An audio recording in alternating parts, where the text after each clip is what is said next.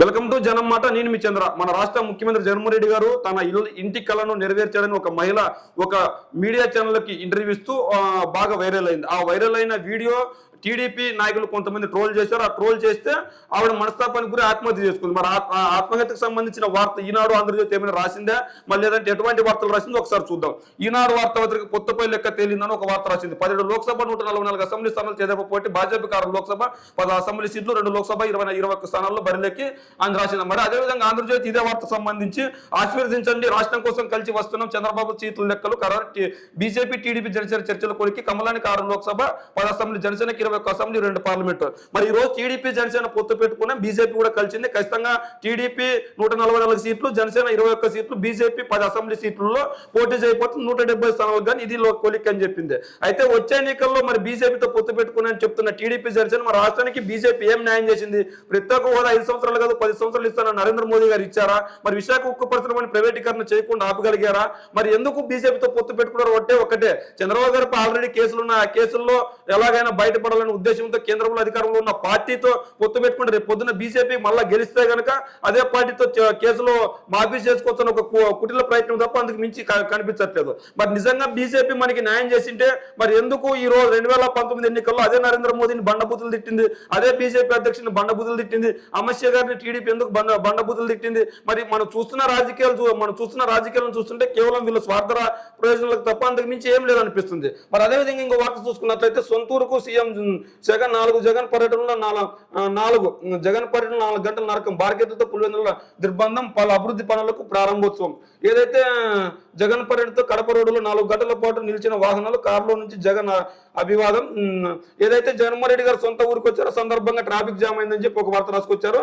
అయితే జగన్మోహన్ రెడ్డి గారు అక్కడికి ఎందుకు వెళ్ళారు, అక్కడ ఏం పనులు చేశారు, అభివృద్ధి పనులు చేశారా లేదని మాత్రం చూపించలేకపోతున్నారు. అయితే ఖచ్చితంగా జగన్మోహన్ రెడ్డి గారు అభివృద్ధి పనులు చేశారు, కానీ వీళ్ళు కనిపించడం లేదు. కేవలం జగన్మోహన్ రెడ్డి గారి గురించి వేట్ చేశారని రాశారు, కానీ ఎందుకు వేట్ చేశారో, అభివృద్ధి పనులు ఏం చేశారు, జగన్మోహన్ రెడ్డి గారు పులివెందులకు ఏం చేశారు, చంద్రబాబు నాయుడు గారు నియోజకవర్గం కుప్పానికి ఏ విధంగా ఉంది ఈ రోజు పరిస్థితి, ఈ 2 నియోజకవర్గాలను బ్యారేజ్ వేసుకుని చూపించే ప్రయత్నం అయితే చేయరు. అదేవిధంగా 17 రాష్ట్రానికి మోదీ రాక చిలుకలూరుపేటలో ఉమ్మడి సభకు హాజరు, సభ విజయవంతానికి ఉమ్మడికి. అది ఏదైతే వీళ్ళు ముగ్గురు పొత్తు పెట్టుకున్న తర్వాత ఒక సభ నిర్వహించబోతున్నారు. ఆ సభకు నరేంద్ర మోదీ గారు రాబోతున్నారని చెప్పారు. వీటినన్నింటినీ నారా లోకేష్ గారు దగ్గర నుండి చూస్తున్నారంట.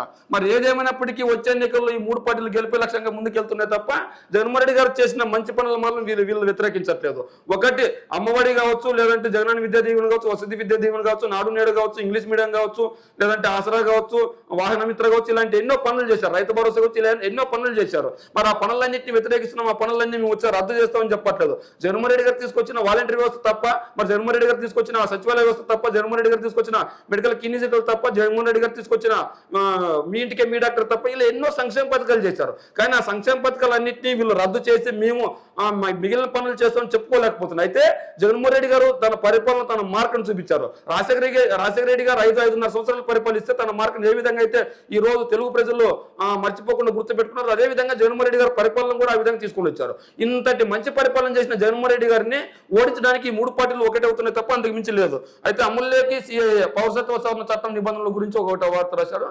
అయితే గడువు పెంచాం ఎన్నికల బాండ్లు. ఈ రోజు జగన్ చూస్తే జాలి వేస్తుంది నారా లోకేష్ ముఖంలో భయం, tension. Lokesh TDP Janasena BJP పొత్తులతో ఆయన పని అయిపోయింది. సిద్ధం సభలో డ్రోన్ చూసి సింహం భయపడింది ఎందుకో, జనం రాకపోయినా గ్రాఫిక్స్ గిమ్మిక్స్, ఈ సీఎంకు ప్రచార పిచ్చి, మరుగుదొడ్ల పైన స్టిక్కర్లు, గ్రూప్ 2 పరీక్షల్లోనూ సొంత డబ్బా, బాబాయిని చంపింది ఎవరు అడగాల్సింది, అమలు చేయని హామీ ప్రశ్నపత్రాలపై.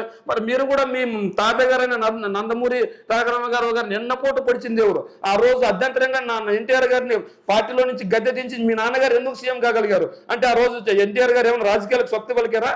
మళ్ళా ఎన్నికలు వస్తే అదే ఎన్టీఆర్ పక్కన చేర్చుకొని అధికారాన్ని చేజిక్కించుకొని మళ్ళీ వెన్నపోటు పొడిచింది ఎవరు? ఖచ్చితంగా ఇక్కడ కుటిల రాజకీయాలు తప్ప ఇంకేం లేవు. అయితే నారా లోకేష్ గారు మీరు మీ నాన్నగారిని అడగండి.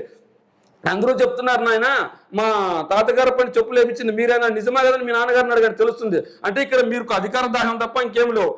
ఇది ఈ ఆంధ్రజ్యోతికి సంబంధించి. ఈనాడు సంబంధించి ఏదైతే జగన్ పర్యటనతో కడప రోడ్డులో 4 ఆంధ్రజ్యోతి ఈనాడు వార్తాపత్రిక సంబంధించి మనం ఏదైతే చదివామో దానికి ఇప్పుడు ఇంతకుముందు వాళ్ళు ముస్లిమేతర మైనార్టీలకు పౌరసత్వం పాకిస్తాన్, బంగ్లాదేశ్, ఆఫ్ఘనిస్తాన్, కజీస్కు వర్తింపు అమలులోకి పౌరసత్వ సవరణ చట్టం 2019 ఏదైతే ఎన్నికలకు ముందు సిఏఏ నోటిఫికేషన్ జారీ చేయడంతో సోమవారం మధ్యప్రదేశ్ రాజధాని భూపాల్లో పాకిస్తాన్ నుంచి వలస వచ్చిన సింధీలు సంబరాలు చేసుకున్నారు. ఏదైతే ముస్లిమేతర మహిళల వ్యక్తులకు మన ఇస్తున్నారు. రుషికొండలో మరో విధ్వంసం, జగన్మోహన్ రెడ్డి గారు ఖచ్చితంగా రుషికొండలో మరో విధ్వంసం చేస్తున్నారు. మరి రుషికొండ ఈ రోజు ఎటువంటి పరిస్థితులు ఉంది? రుషికొండలో కట్టిన కట్టడాల గురించి ఎందుకు రాయట్లేదు? అంటే రుషికొండ అభివృద్ధి గురించి ఎందుకు రాయట్లేదు? రుషికొండ ఒక పర్యాటక కేంద్రంగా అభివృద్ధి చెందిందని ఎందుకు రాయట్లేదు? మరి ఈ రోజు కూడా తవ్వకాలు జరిగాయని చెప్తున్నారు.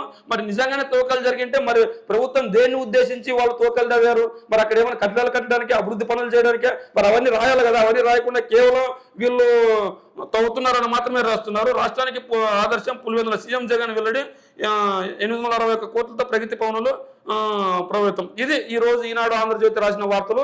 మరి నిన్నటి రోజు చనిపోయిన ఆ గీతాంజలి అనే మహిళ గురించి కనీసం ప్రింట్ పేజీలో ఒక కాలం వార్త కూడా ఎందుకు రాయలేదు?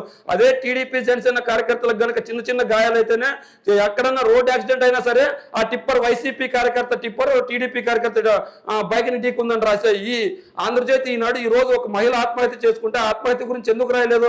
అంటే ఖచ్చితంగా ఎన్నికల సమయంలో ఆ వార్తను కప్పిపుచ్చే ప్రయత్నం చేస్తున్నారు. వీళ్ళు ఎంత కప్పిపుచ్చినా కూడా ప్రజలు తెలుసుకునే విధంగా తెలుసుకుంటారు. కానీ వీళ్ళు కప్పిపుచ్చినంత మాత్రాన వార్తలు దాగితే దాగేవి కాదు. మరి ఒక కార్యకర్త, టీడీపీ కార్యకర్తపై ఎక్కడైనా చిన్న చిన్న గాయాలు జరిగినా కూడా భూతత్వంలో పెట్టి చూపించే వీళ్ళు ఈ రోజు ఒక మహిళ ఆత్మహత్య చేసుకుంటే ఆ మహిళ గురించి ఎందుకు రాయలేదు? అంటే మహిళలంటే చిన్న చూప, మహిళలంటే వీళ్ళకు పెద్దగా పట్టింపు లేదా, మహిళలకు రక్షణకి వీళ్ళకి అవసరం లేదా? ఈ రోజు టీడీపీ చేసిన కామెంట్ల గురించి వీళ్ళు ఎందుకు రాయలేదు? ఈ రోజు జనసేన చేసిన కామెంట్ల గురించి వీళ్ళు ఎందుకు రాయలేదు? అంటే వైసీపీ నాయకులు ఏదన్నా మంచి చేసినా రాసే ఉద్దేశం లేదు. వైసీపీ కార్యకర్తల ప్రాణాలు పోయినా కూడా వీళ్ళకి రాసే మనసు రాదు. అంటే ఖచ్చితంగా వీళ్ళు స్వార్థ బుద్ధితో వార్తాపత్రికలు నడుపుతారు తప్ప అంతకు మించి ఏం లేదు అనిపిస్తుంది. పోనీ అవేమన్నా రాజకీయ పత్రికలు అంటే రాజకీయ పత్రికలు కూడా కాదు.